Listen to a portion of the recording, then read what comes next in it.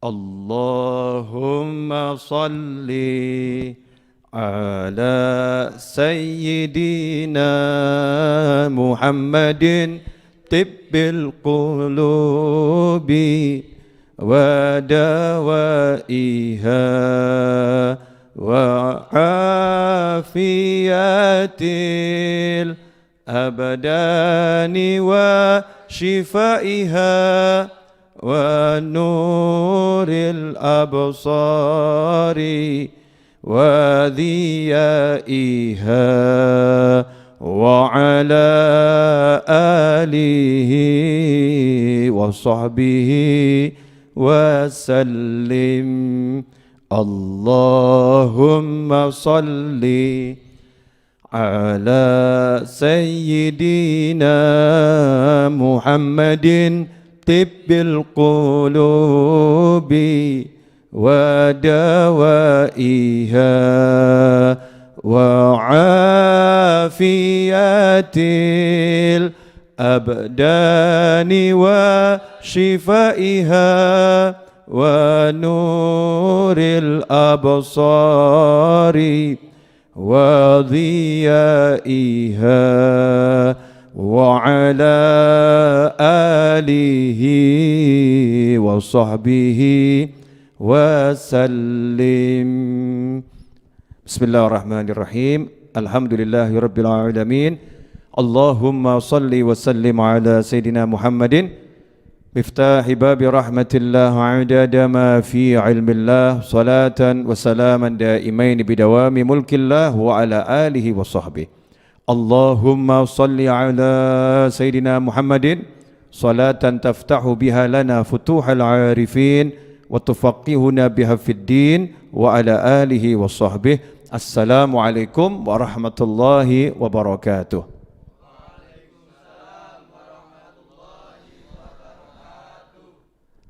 Kaum muslimin dan muslimat, pemirsa dimanapun Anda berada, khususnya teman-teman santri yang dimuliakan Allah Ta'ala, alhamdulillah kita bisa bersama-sama berkumpul kembali lewat dunia maya untuk belajar kitab Al-Hikam Ibn Athaillah Al-Askandari rahimahullah.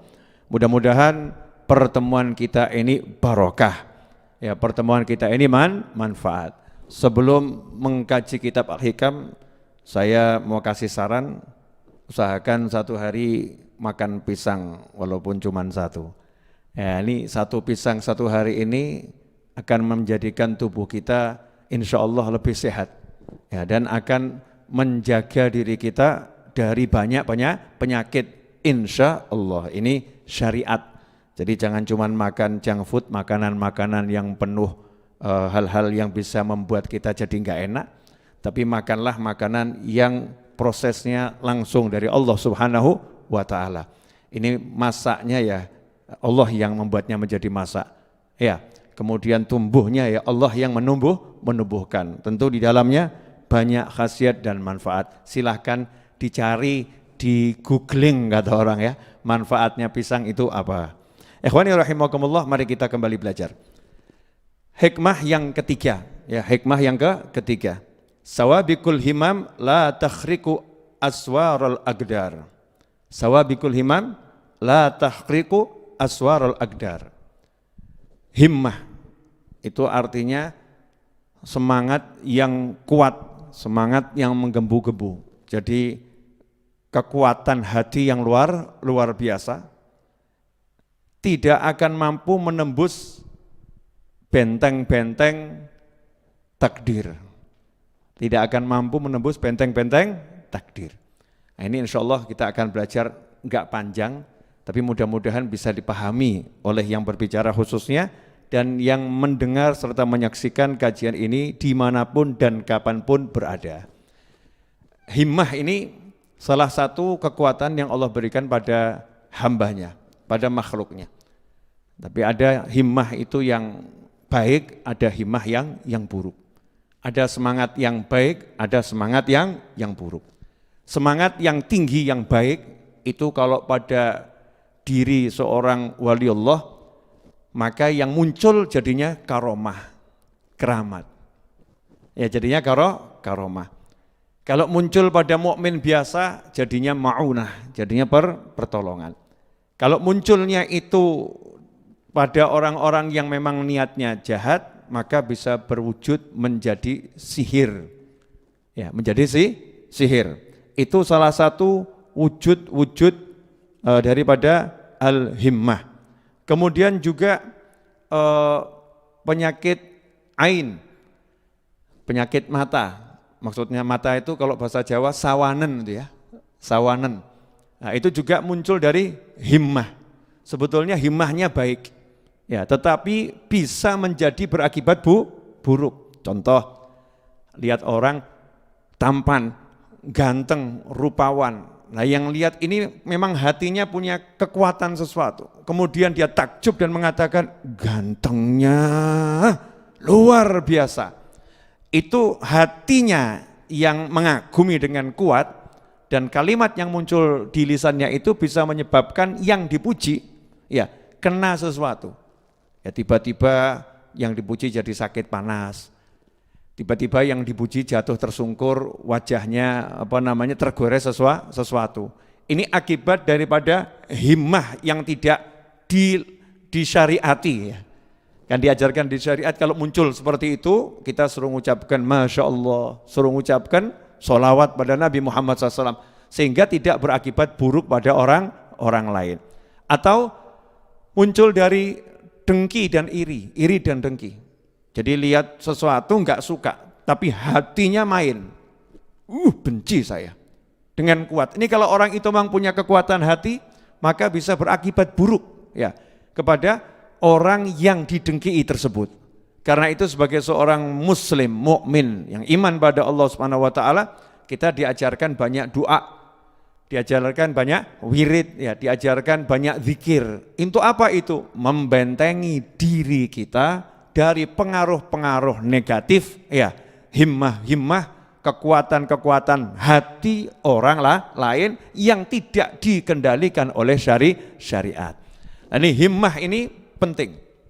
Ini kalau orang nggak punya himmah, nggak akan mencapai sesuatu. Semuanya dengan izin Allah Ta'ala ya. Tetapi syariatnya, sarananya adalah salah satunya himmah, semangat.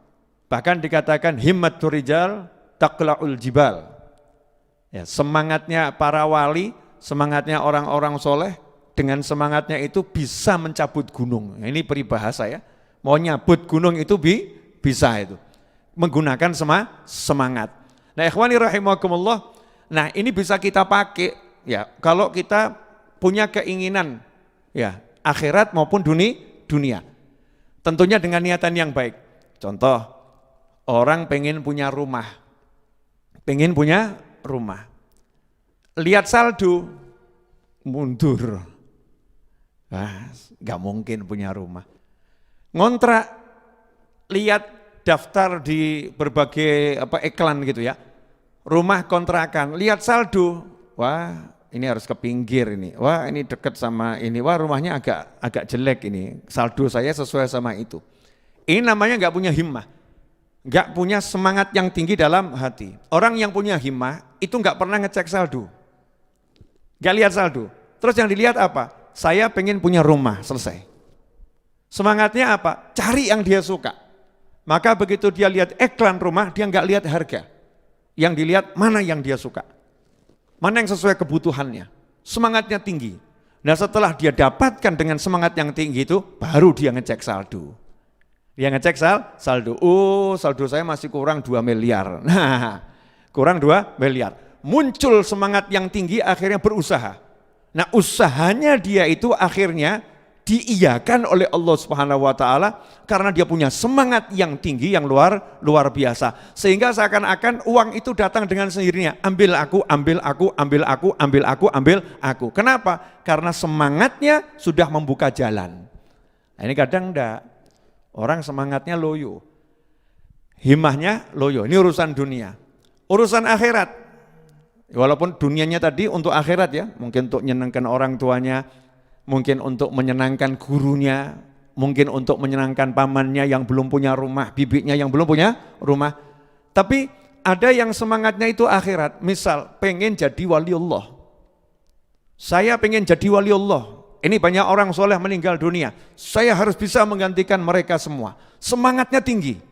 Begitu semangatnya tinggi, maka dia akan mengejar itu. Apa yang dia inginkan. Dan semuanya jadi mudah. Yang dulunya tahajud susah, tiba-tiba tahajud mudah.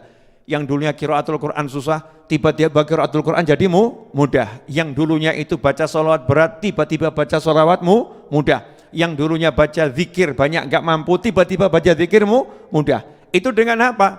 Himmahnya, semangatnya itu akhirnya mengantarkan dia pada tujuannya dengan izin Allah Subhanahu wa ta'ala. Semua dengan izin Allah Subhanahu wa ta'ala. Tapi kalau ada orang lihat saldonya, mau jadi wali lihat saldo, mundur. Maksudnya saldo amal ya, tadi kan saldo duit. Mau jadi wali lihat, waduh, lawang saya ini mabuk belum berhenti. Masih suka mabuk-mabukan, mana mungkin jadi wali, coret, dah terima, memang saya model begini. Naudzubillah min dzalik. Enggak boleh seperti itu. Ya, kemudian lihat lagi, wah, masa lampau saya kelam. Susah saya ini mau jadi orang soleh. Oh, lingkungan saya juga enggak soleh, lingkungan salah. Saya ini hidup di lingkungan yang salah. Dengan teman-teman yang bukan ahli sholat, bukan ahli zikir. Teman-teman saya orang lupa semua, orang lalai. Dan saya susah meninggalkan mereka semua. Gak mungkin saya bisa jadi wali Allah. Ini kalau model begini, ini semangat kita. Ketika kita punya banyak dosa, maka kita gak akan mencapai derajat yang tinggi di sisi Allah Subhanahu wa ta'ala. Kita gak akan pernah bisa berubah menjadi manusia yang benar dan baik menurut Allah Subhanahu wa ta'ala.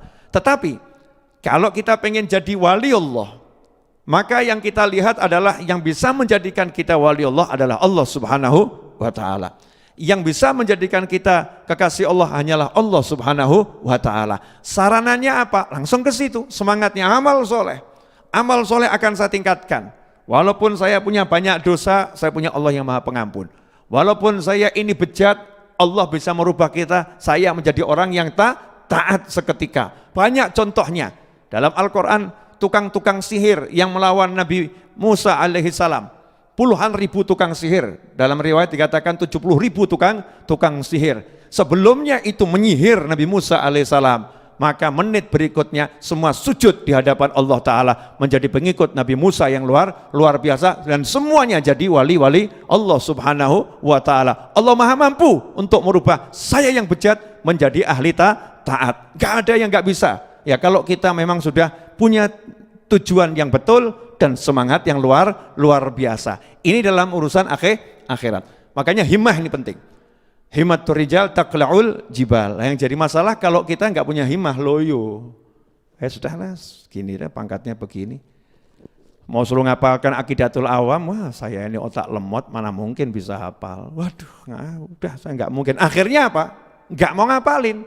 Yang ada cuman ngecek handphonenya, baca WA, balas WA orang, cari berita, waktunya disia-siakan, ngelamunnya banyak dan lain sebagainya. Orangnya ada, hadir nih, ya. Kita ini mungkin orangnya hadir. Ya mungkin yang lagi nonton nih, ya suruh ngapalin juz amma, suruh ngapalin surat Wadduha, suruh ngapalin ayat-ayat Al-Quran, hadis Nabi Muhammad SAW, himmahnya enggak ada. Dulu di Hadramut ada satu orang di Yaman sana, satu orang hidupnya susah, umurnya 60 tahun lebih. Ya, emang waktu itu ekonomi yang masih susah-susahnya.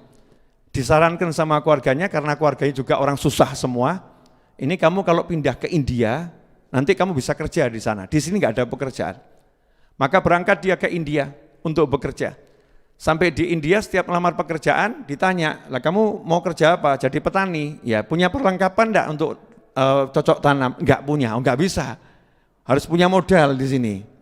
Mau dia ngelamar di kerajaan, pengen jadi tentara, prajurit. Sama kerajaan ditolak. Kenapa? Umurmu udah terlampau tua, 60 tahun, masa pensiun. Nah, sudah enggak ada yang mau terima dia kerja. Akhirnya dia dikasih tahu, di situ ada pesantren. Yang tinggal di situ gratis, dikasih makan, dikasih minum, dikasih tempat, yang penting mau belajar. Nah dia ini pergi ke India, yang penting untuk apa? Menyambung nyawa, bisa menafkahi dirinya sendiri, enggak jadi beban pada orang lain. Akhirnya tinggal di pesantren itu diterima, tapi syaratnya satu, di pesantren itu harus mau belajar. Harus mau belajar. Apa yang terjadi? Dia pun belajar usia 60 tahun belum bisa alif, ba, ta, nggak tahu. Ummi, nggak bisa baca, nggak bisa tulis. Ummi. Maka saat itu dia belajar, anak-anak kecil itu suka yang ikut belajar sama dia, playgroup gitu kan ya, anak-anak kecil mencemooh, meledek, umur 60 tahun belum bisa ngaji, kadang-kadang lagi baca alif, ba, ta, di belakang dicitak sama anak-anak kecil gitu, dikerjain gitu ya, dikerjain. Apa yang terjadi? Karena semangatnya yang luar biasa, dalam waktu 1 tahun hafalan hadisnya sama dengan hafalan gurunya. Menghafalkan lebih dari 100.000 hadis dan dia hafal Al-Quran. Gak lama kemudian gurunya sakit dan mau meninggal, guru pesantren tersebut. Apa kata gurunya saat ditanya sama murid-murid seniornya, siapa nanti yang menggantikan engkau wahai guru untuk ngurus pesantren ini? Jawabannya adalah dia. Muridnya umur 60 tahun lah lebih. Sama Allah Subhanahu wa taala diberi kemudahan menghafal, diberi kemudahan memahami karena punya himmah yang luar biasa. Nah, kendati demikian, jangan sombong. Oh, himmah saya kuat, mesti hafal saya. Himmah saya tinggi. Oh, itu pasti tercapai itu rumah ini. Himmah saya luar biasa. Oh, saya pasti bisa begini. Nanti dulu. Semua itu nggak akan bisa kecuali dengan izin Allah Subhanahu wa taala. Dengan izin Allah taala. Tukang sihir mau nyihir, oh pasti kena, nggak bisa. Semua itu harus dengan izin Allah Subhanahu wa taala. Buat yang tersihir itu jadi ujian. Makanya tidak akan bisa sihir kena pada seseorang kecuali kalau diizinkan oleh Allah Subhanahu wa taala. Dan tidak mungkin Anda, saya, kita bisa mencapai tujuan walaupun himmahnya luar biasa kecuali kalau diizinkan oleh Allah Subhanahu wa taala. Sehingga dikatakan oleh Ibn Athaillah Al-Iskandari rahimahullah, sawabikul himam la takhriqu aswaral aqdar. Semangat-semangat yang menggebu-gebu, yang tinggi, yang hebat, semangatnya orang-orang besar itu tidak akan bisa menembus benteng-benteng takdir. Takdir Allah itu pasti akan terjadi sehebat apapun ya manusia menghindari, sehebat apapun manusia itu berusaha untuk mencelakai. Yang terjadi adalah takdirnya Allah Subhanahu wa taala, qadha'nya Allah Subhanahu wa taala, ketentuannya Allah Subhanahu wa taala. Di situ ada pelajaran 2 hal yang penting. 1, jangan sombong, yang kedua jangan putus asa. Putus asa bagaimana? Udah semangatnya tinggi, usahanya tinggi, gagal. Terus mengatakan, wah sudah semangat saya tinggi, usaha tinggi, ternyata gagal juga. Ternyata gagal juga. Jadi buat apa saya memupuk semangat yang tinggi? Salah, jawabannya begini, saya udah usaha, saya udah maksimal, semangat saya udah hebat, ternyata gagal. Berarti memang takdirnya begini. Takdirnya begini, maka saya akan berjuang lagi, saya akan berusaha lagi, insya Allah yang kedua kali tidak akan gagal. Kalau gagal, takdirnya begini, ya sudah terjadi kok, namanya takdir. Takdirnya seperti ini, seperti orang nyupir, ahli nyupir, ya lintas antar pulau, antar provinsi ya, mungkin antar negara, gak pernah nyerempet, apalagi nabrak, diserempet pun gak pernah. Perjalanan jauh dia melintasi Pulau Jawa, gak ada satupun yang tergores di mobilnya. Tapi begitu dia parkir dengan ketelitian yang luar biasa, ya apa yang terjadi? Nabrak dia nyenggol. Nah, ini apa kurang teliti? Enggak, dia udah teliti. Tapi apa? Takdirnya nabraknya di situ. Ya nabraknya di situ. Gak boleh hatinya kemudian hancur, dia kemudian putus asa dan lain sebagainya, trauma dan lain sebagainya. Dia harus kemudian berusaha, besok saya harus lebih baik, nanti harus lebih baik. Tadi takdirnya memang seperti itu. Nah ini manfaat. Kalau kita tahu ilmu yang demikian, maka hidup ini akan selalu optimis dan tidak ada sombong. Gak akan pesimis, gak akan mudah putus asa, tidak akan sombong. Yang ada adalah berusaha dan berusaha dan berusaha dan berusaha, berjuang dan berjuang dan berjuang, bangkit dan bangkit dan bangkit, dan tidak pernah menyandarkan pada dirinya sendiri, selalu mengatakan bantu aku ya Allah, tolong aku ya Allah, dan seterusnya. Nah kita kalau punya himmah semangat, jangan nanggung. Himmah itu yang sabik, himmahnya yang tinggi, himmahnya yang juara, himmahnya yang unggul. Itu ada satu Habib namanya Habib Abdullah bin Umar bin Yahya, ulama besar. Habib Abdullah bin Umar bin Yahya rahimahullah ini, beliau dilaporin sama lihat anaknya nulis. Dulu kalau nulis kan ada tempat tinta ya, tempat tinta kecil gitu. Dimasukkan, dicelupkan, nulis. Zaman dulu kan seperti itu ya, kurun waktu 100 tahun, 200 tahun yang lalu. Habib Abdullah bin Umar bin Yahya rahimahullah lihat anaknya nulis pakai tempat tinta yang kecil. Maka marah nih, ayahnya marah dalam didik anaknya ya. Kamu ini kalau punya semangat yang besar, yang tinggi, jangan kecil. Anaknya waktu itu belum paham maksudnya apa. Ayahnya ngambil gelas yang besar itu, gede gelasnya ditaruh, satu botol tinta itu dituangkan semua ke situ, kemudian mengatakan, kalau cari tempat jangan yang kecil, yang besar, besarkan semangatmu. Dilatih untuk besarkan semangat sampai kalau tempat yang besar gitu ya. Nah enggak lama putrinya laporan, ayah saya semalam mimpi bertemu Nabi Muhammad SAW, bahwasannya kata Nabi, penjahit yang biasa jahit pakaian kita itu waliullah. Ya, waliullah. Ayahnya pun mengatakan mimpimu benar. Ya, mimpimu benar. Berapa hari itu anak-anaknya main ke rumahnya penjahit tadi. Kenapa? Pengen ketemu waliullah. Nah, satu pagi ayahnya nyari, mana ini anaknya? Kok enggak ada semua ya? Tanya sama yang putri tadi, mana saudara-saudaramu? Pergi ke rumahnya penjahit tadi.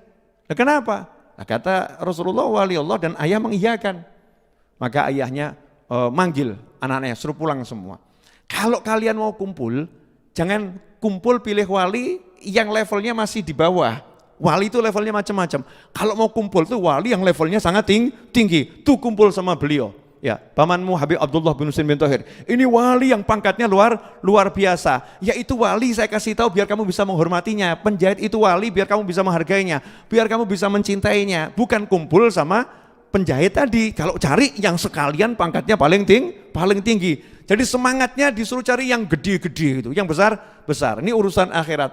Nah, urusan dunia juga begitu. Jangan urusan dunia ini sekarang semangatnya kecil-kecil. Udah ya, penting pokoknya bekas nggak apa-apa Bib ya. Kalau nggak bisa beli yang baru ya beli yang bekas Bib. Yang bekas yang murah-murah tahunnya agak lama gitu, yang penting bisa dipakai. Mental kok beli yang bekas yang tahun lama gitu. Mentalnya beli yang baru. Ya, yang bagus. Misalnya begitu.